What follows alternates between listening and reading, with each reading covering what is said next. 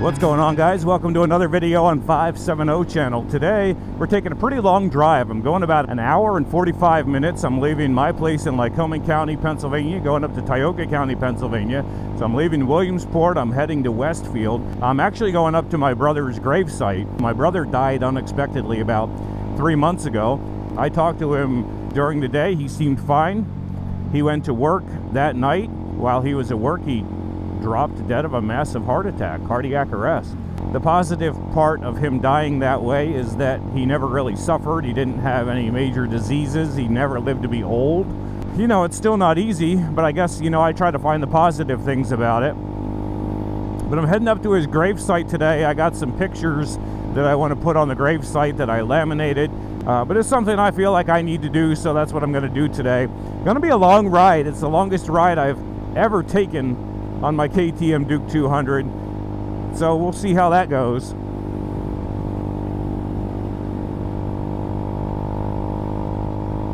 So far I'm loving this KTM Duke 200. It's much better than I imagined it would be. I mean, it isn't like a super fast bike, but it's capable. I've had it on the highway. We're actually going to get on the highway today. We're going to get on Route 15. We're going to go over some hills with it, and I know this bike is capable of doing that. Hey, over here to my right, that is Lumber Capital Log Yard. You guys see them on YouTube? The girls at Lumber Capital Log Yard. That's where they're located, right up the road from where I live. Pretty cool, huh? Some of you guys that have KTM Duke 200s that just got your bike and you're saying, man, I can't get on the highway. I can't get over, 60 miles an hour or, whatever. I think the reason for that is that you're not past your break-in period. And what happens on a KTM Duke 200 is you take it to the dealer after you hit 600 or 700 miles, and they will do your first service on it, and then they take the limiters off. The limiters that kind of make the bike slow down. So here we go, guys, going up a hill in the wind, 67, 68. Yeah, we got to 68 before the road got a little bumpy. KTM Duke 200 is fully capable of doing this, guys. Let's do it. Now, the Ace truck is giving me quite a bit of air back on me.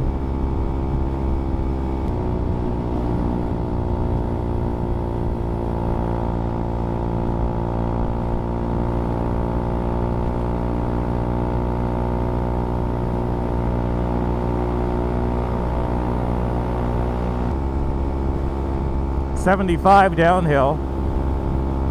That's probably the max this little bike is going to go. Fast. Oh, 76.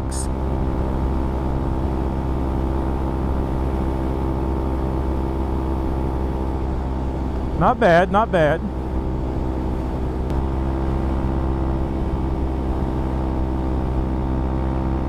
How can you not love a little bike that goes like this? It looks amazing. It rides good. I gotta do a video here soon on some of the mods and accessories I've done to this bike. I got the, whatever the upgraded seat is, right from KTM. So I put an upgraded seat on it. I forget what it's called, but I'll do a video on that. What else have I done? You guys, if you watch my other videos, the bar end mirrors, the Fenrir bar end mirrors, a lot of people ask me about them. They're awesome. They stay in place. I got great visibility. I'm just looking down here to see what's behind me. I don't have to really do a lot of head turning. They do a good job. They stay in place. They're good quality. I have no complaints with them at all. I highly recommend the Fenrir bar end mirrors. And if you're interested in them for your own bike, there is a link, an affiliate link in the description of this video. I got my quad lock phone mount that keeps my phone here. I got GPS on my phone so I can look down if it tells me there's any construction or that. Here's something else I should mention. You guys like my helmet? My helmet is a Voss 989. I love this helmet. So I've had, in the past, the helmet I had before this was an Icon. I really liked the looks of the Icon. It might be my favorite helmet looks-wise was the Icon. But my Icon was never overly comfortable. And I had a Bell before that, and I had, what else I had? A Bilt? Was it a Bilt, I think? Like one of those Revzilla brands. And then I started doing some research. You know, I kept seeing the Ruroc. Everybody has Ruroc helmets. And I did a video on Ruroc and Voss last year explaining why I went with Voss. And that's when I had my Grom. So I don't want to duplicate a video, you know, like that.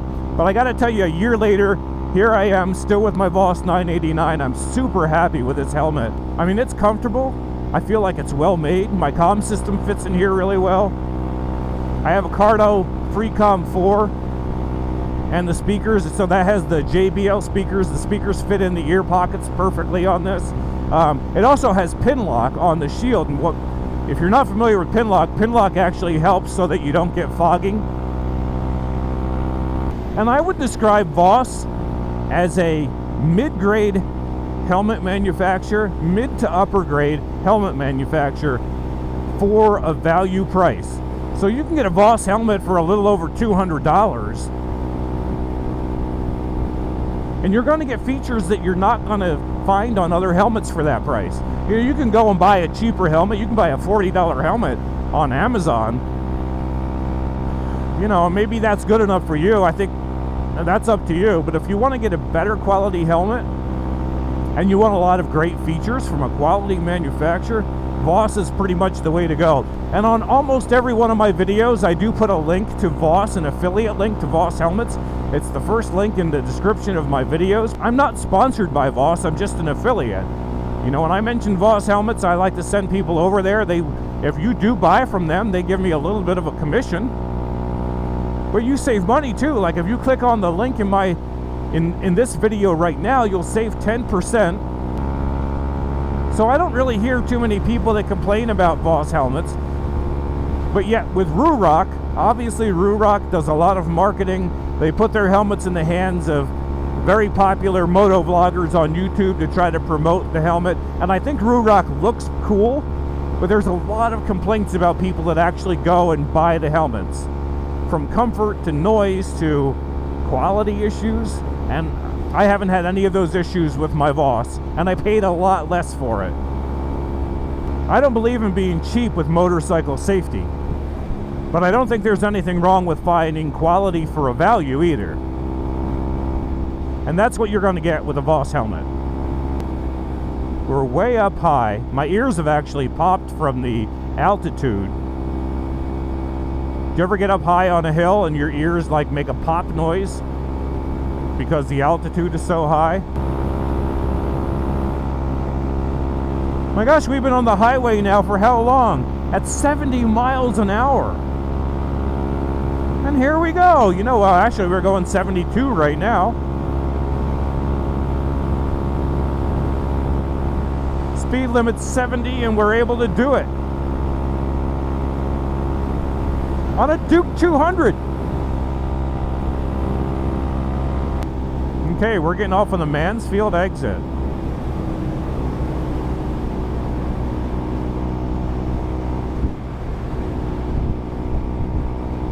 Mansfield, Wellsboro. It's a good thing because, man, the wind right now is wicked. How does my butt feel after that highway ride? It's a little numb. You know, it is a little bit numb, not gonna lie.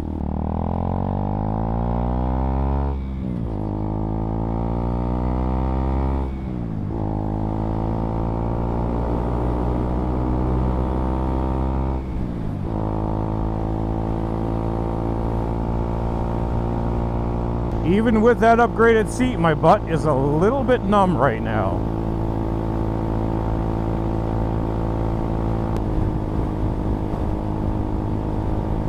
My grandparents on my dad's side of the family lived right across from the second barn that we're passing.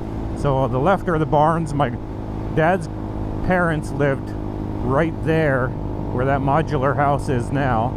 They didn't have that garage or anything. Their house was different from that. Those people must have put a modular house up and tore everything down. And we are now entering the town that I grew up in. Village of Little Marsh. We actually had a post office in here when I was growing up. Now there isn't. Now it's considered Westfield.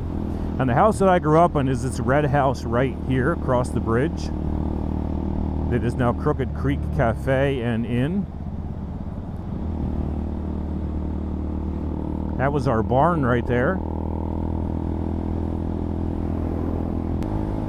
My grandparents on my mom's side lived in this house over to the right, but they didn't have that blue structured weird barn thing. It looks, that might be maple syrup, but they lived in that house. We'll go slow. There was a barn here.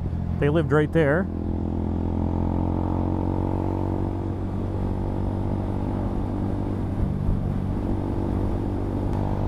We're gonna go 9 minutes. We're gonna go into Westfield. How much are we doing gas? Ooh, gosh. I can't believe how much gas we've been through. We're gonna go into Westfield. So we're gonna go up here past the marsh. This is where a little marsh got its name. All of this over to the right is marshland.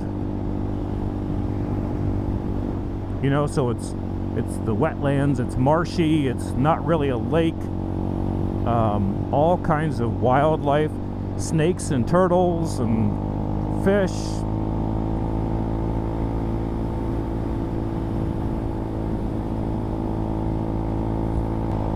So coming up on the top of this hill is where the haunted house used to be. I hope it's still there. Oh, it is. It doesn't look so haunted now. You know, as a kid, things look scary. I think people might actually live in it now. It looks cleaned up. Actually, it looks pretty cool. I'd live in it. The brick used to be all dirty and like grungy with like moss and ivy growing all over it. And it was overgrown with trees and shrubs and stuff, so we always said it looked like a haunted house. So I gotta follow my GPS now because I don't exactly know going this way how to get to the cemetery.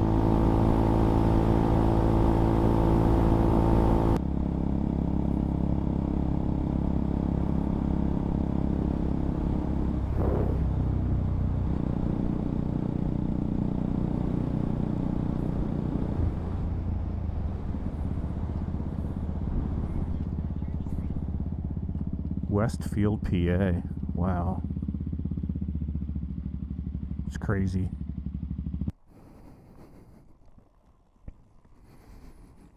Oh, that was hard.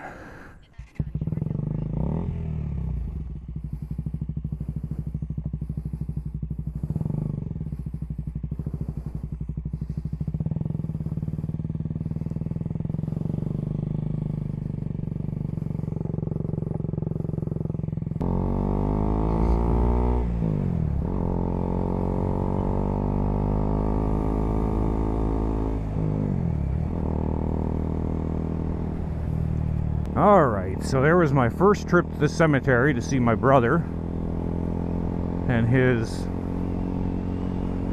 ex-wife still hasn't put a gravestone on for him. When I say ex-wife, I'm not just saying ex-wife because he's dead. They were getting a divorce, but because their divorce was not finalized, she took the full responsibility to handle everything. When it comes to love and doing the right things, when you're getting a divorce, you know, wasn't like a married couple that were deeply in love. They didn't live together. They hadn't lived together for like 2 years. So we're heading back home now. Okay. So anyway, guys, that's it for this video. Thank you guys for coming along with me.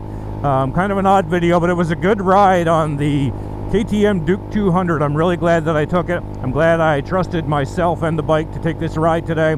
Hopefully you like my video. Give me a thumbs up. Make sure you subscribe, please. It would be awesome if you subscribed. I want to try to get to 1,000 subscribers at some point.